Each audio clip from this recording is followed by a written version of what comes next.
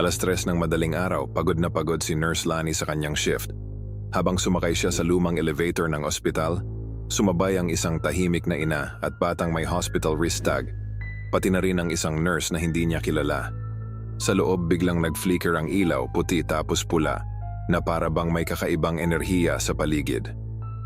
Naging matindi ang katahimikan, at naramdaman ni Lani na parang bumagal ang oras, tila nakulong sila sa isang sandali na hindi sumusulong. Napansin niyang paulit-ulit umiilaw ang floor indicator, pero hindi gumagalaw ang elevator. Lumingon siya, parehong nakatitig lang ang ina at ang bata. Walang imik, parang may tinatago. Napansin ni Lani na basa ang buhok ng bata, tila bagong ligo o malamig, na nagdulot ng kakaibang kilabot sa kanyang balat. Lumapit ang batang ito sa kanya, nag-abot ng kamay, at biglang nagdilim ang paligid. Sa sumunod na iglap, nakita ni Lani ang sarili sa lumang ospital. Tila dekada na ang lumipas, puno ng mga lumang kagamitan at mga anino sa sulok. Ang nurse sa tabi niya ay biglang naglaho, at ang ina't bata ay naging anino na unti-unting naglalaho sa dilim.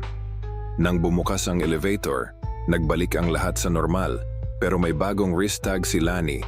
May pangalan ng batang di niya kilala. Simula noon, tuwing alas 3, naririnig niya ang iyak ng bata sa bawat shift at ang pakiramdam na parang may nakamasid sa kanya sa dilim ng ospital.